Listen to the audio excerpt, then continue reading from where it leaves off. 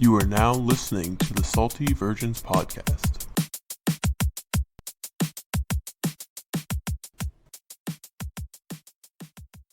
Welcome to the Salty Virgins Club podcast. I'm your host, Jordan. I'm here with the full cast of Kevin, Jackson, and Patrick.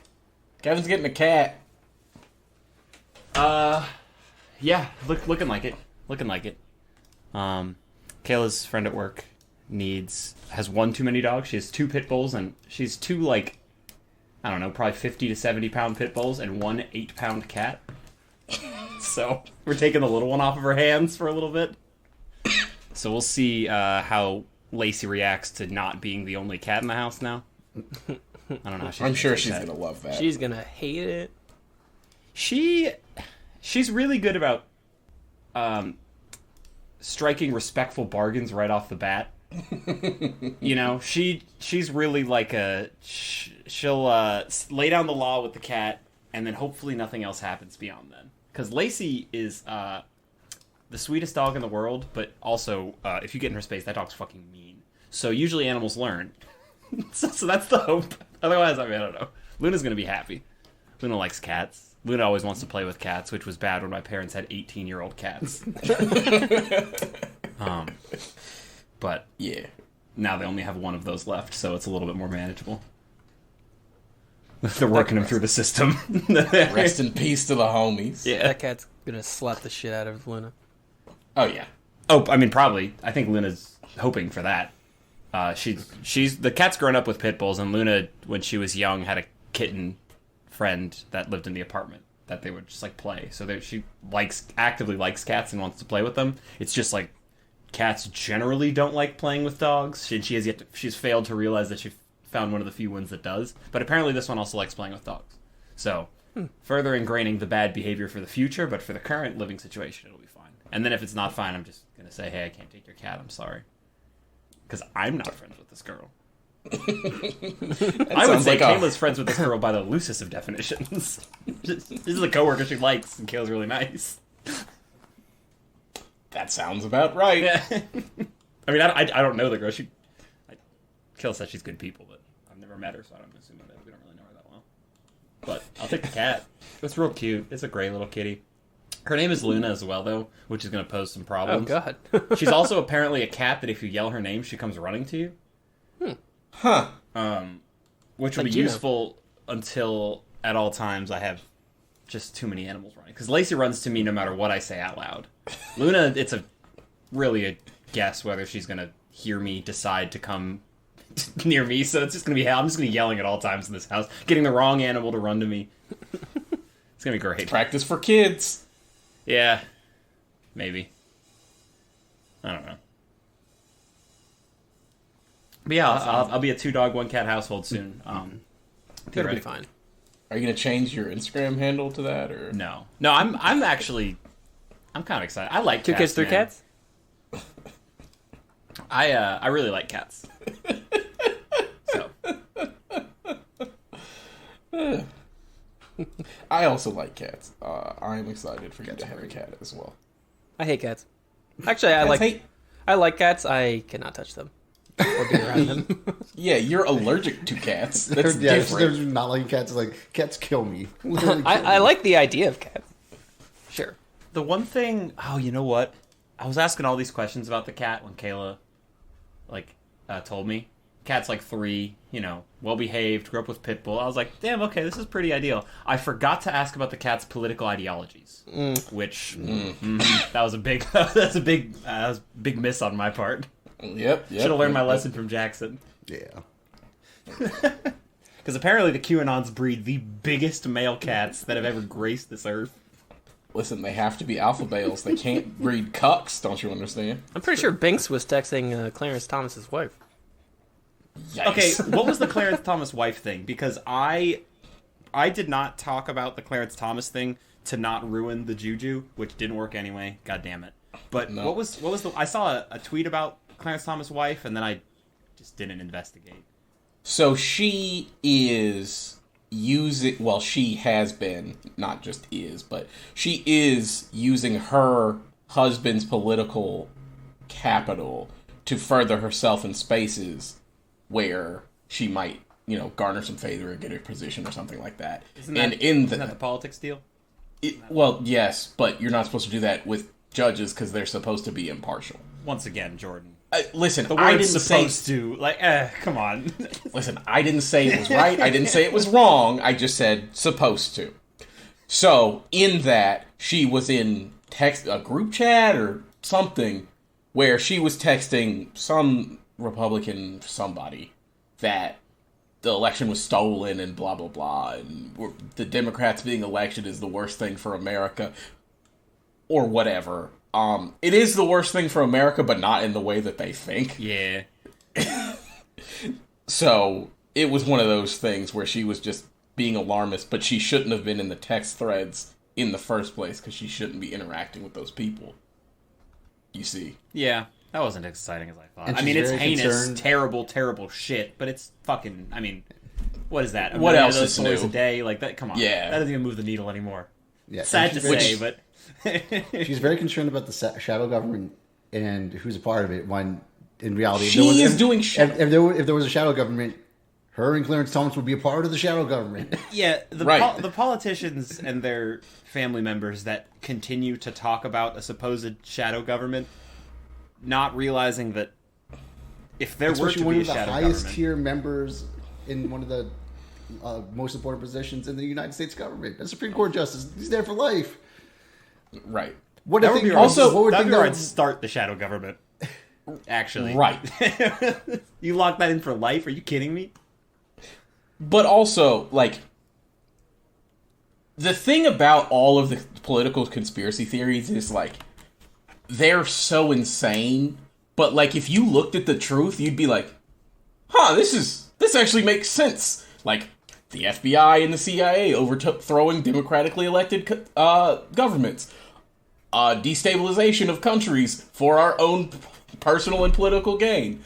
Things of that nature. I don't know, killing civil rights leaders. Quashing quote-unquote communism or leftists all over the world. But the shadow government is what's stopping us from, I don't know, total authoritarianism? Like, we're much closer to Russia than we are to, like, Sweden. And I don't think I thought you were people gonna say realize Ukraine. that. I thought you were real gonna go on the nose here. No. Just fucking pit side. No. Well, there's a lot of Americans that seem to think that America is the Ukraine in this situation still, somehow. A lot of victim-y feeling about all of this, and it's like, yeah, you gotta pay more in gas prices, but that's because you have to drive a car. That was an American ideal. Like, if you didn't have to drive a car, you wouldn't be thinking about this. I don't want to get too far down the rabbit hole, but I have two quick things to say about that. One is just going off of you, is that the whole, like, listen, one of the things that you've been pounding the drum for a while, and it's true, but it's been annoying, and I'm only now coming around to the fact that, like I've never loved driving, but now just fucking having to drive somewhere. God damn it! Why can't I just get somewhere without driving? It's bullshit, and especially because shit like drunk driving happens. It's killing all kinds of people. Shit like road rage, where people just carry the shit with them, and people will just kill other people for something like merging into a lane of traffic. Like, just... Right. Not my I lane. was listening to a podcast the other day. I cannot remember which one, but they touched on road rage and how it is just the most fucking insane... Oh, and there was a video of someone at a road incident, someone got out of their car. And it was just like, what are you doing? It's like in basketball. You don't want to leave your feet first because you're going to get embarrassed. Getting out of your car first means you're going to get killed. That's just what that means. Because you don't know what that person's got, what they're going to do, what they might do. You don't know anything. You better have a gun on you, and it better be bigger than the other person's gun. You better be ready to bust that thing before you get to the window. Because if you get to the window, they're going to bust at you first. Just the pure logistics of, I am sitting in a 2-ton hunk of steel, and they are sitting in a 1 to 2 ton hunk of steel. I now somehow believe that by getting out of this vehicular shell that is designed to withstand impact of all sorts, that I now have the upper hand in this situation, yes? Yes, you were stronger because you got out. Don't you understand? You were Unless so you get out and brave. then go to the trunk. Because then... Well, if I'm- you pop I'm the trunk, then peeling it's a out. different I'm thing. The image of you getting out of your car to a road rage incident and climbing into the trunk, I think I would run away. If someone's going to the trunk, it is never for candy or flowers or gratuities. No. It is because whatever they put in there did not graciously fit in the frontmost compartment of their car, so it's probably not a pistol either. This man pulled No. out a bazooka. Getting blown up at a stoplight by a dude who just pulled an RPG out of his fucking trunk. Ah, All right, that's what's not the like story? If that news story crossed our desk tomorrow, what would your reaction be? Yeah, that makes about Yeah, sense. and that's Alabama? we're living in some Alabama? shit times, dog. Florida, Bro, like, what do you mean? That would be Florida. That would be West Palm Beach. What are you saying? Miami, the coke dealers had it on them. Yeah, everything's bad. Alabama, yeah, okay. It's down the street from your house. So, rewinding it back to Clarence Thomas's wife, and then promptly segueing into another famous person's wife that came into question, I don't know, yesterday. Did you guys happen to catch Will Smith smacking the shit out of Chris Rock at the Oscars? Yeah. I didn't catch it live, I didn't catch it live. but I caught every sure goddamn wasn't watching camera that. angle, language, uncensored, censored. I caught every fucking angle of that bitch, and that slap was spectacular. Everything, all the other conditions of the situation aside, the 5 seconds, not even the 3 seconds of Will Smith walking up that unnecessarily long ass runway, and Chris Rock. Just, you can tell he's standing there. You know, he's an entertainer. He's like, this is funny. We're doing a thing here. This is, bang! What did the five fingers say to the face, Charlie I saw a Murphy? still frame of about 10 milliseconds after the hand came off the face, and Chris Rock is wearing the same expression he was wearing before he got slapped. That's how you know the timing of it. And the hand is just past the face, and you can tell this full extension from Will Smith. And like It was a full he put some thwap. gumption into that whacking, if you will. Yep. So as far as slaps go, I mean, just like a 9.5 tier. out of 10. Top tier. 9.5 One of the out best I've ever seen. Yeah, I mean, it's... I don't know. I haven't seen a better slap. I read a tweet that was like, honestly, the most impressive thing about that is that Chris Rock didn't rub his cheek. That's huge. That's facts. That's facts. Because you know that shit was hurting. It was painful. But imagine He what you slapped look like. You hard. just... You just ow. Sad. He wanted to say some mean things about Will Smith so bad. But he saw that Will Smith had it on him and was ready to fight about it. I don't know. There was another tweet that if there was Dave Chappelle up there, not Chris Rock, he would be just now getting into his third uninterrupted hour of Jada Pinkett Smith jokes. Just like Absolutely. Also, Dave Chappelle, we don't know he's willing to fight about it, but Dave Chappelle is so much bigger than He used looks to like be. he looks like it. Yeah. So I'm We curious. don't know, but I'm not trying to find out. No. I'm curious how you guys, and to take this, just to say it out front, these are two just insanely rich men that are also, there's a lot of just like stupid factors coming into play. So this is all fake and no one should really care anyway. Because it's so far removed from like real life. Like someone the getting Oscars. slapped at the Oscars is as far removed from real life as you can fucking be. Like just to set the stage right there. Unless this is Bezos the would have funniest slapped thing somebody. that might but- have happened in the last 22 years, and I'm sick of it already. because Twitter has ruined it. Twitter ruins everything. I think It more can people just be should get funny, slapped. and that's fine. Both can be. Chris Rock can be wrong for making the joke. Will Smith can be wrong for walking up on stage to try and handle like that. Yeah. But the way he handled it, very fucking funny.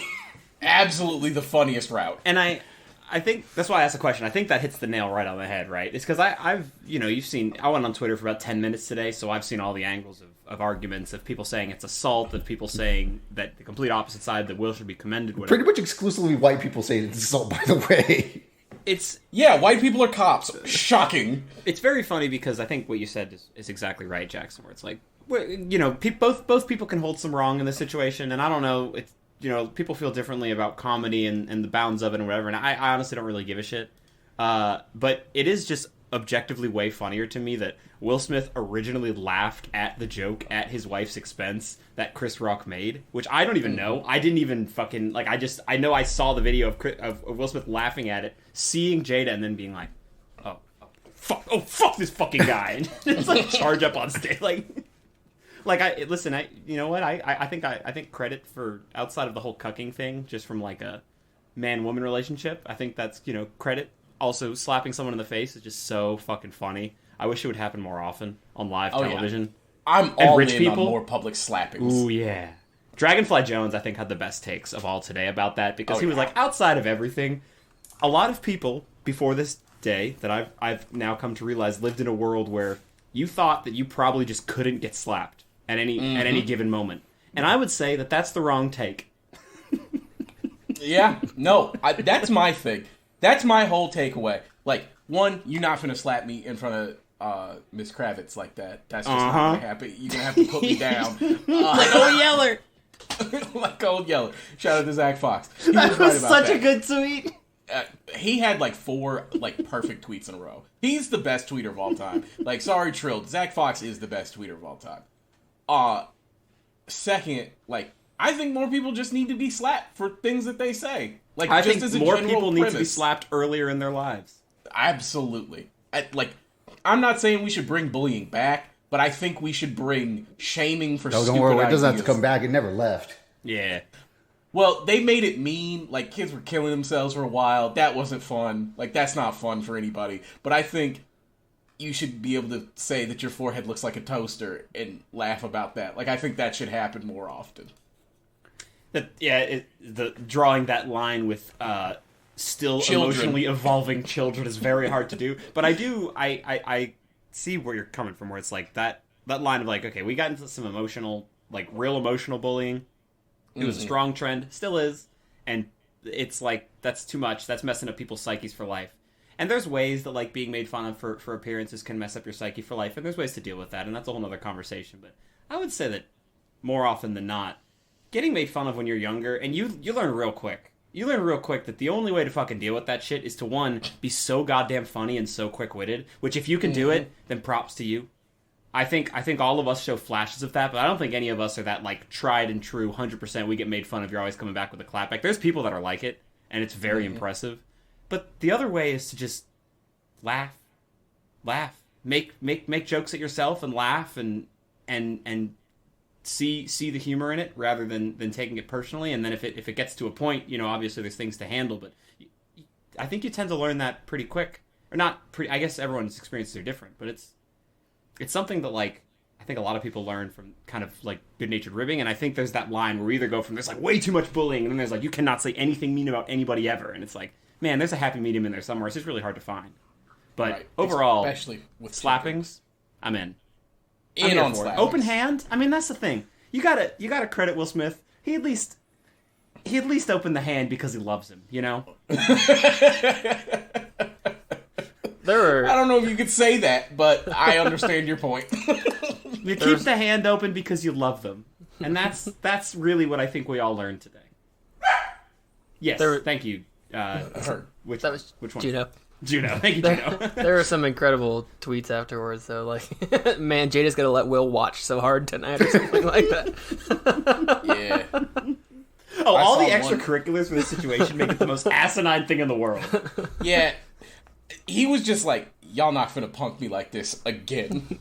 That was really what this all Chris Rock was came set down to do to. another 5 minutes on Jada Pinkett Smith after he already did this 6 years ago at the Oscars. I did learn that today. That apparently in 2016 he like really went off on it as a joke thing For 5 minutes. Someone pulled up That's a a tweet. long time. I don't know who they were, but they tweeted 6 years ago. Oh damn! Will Smith got to smack the shit out of Chris Rock.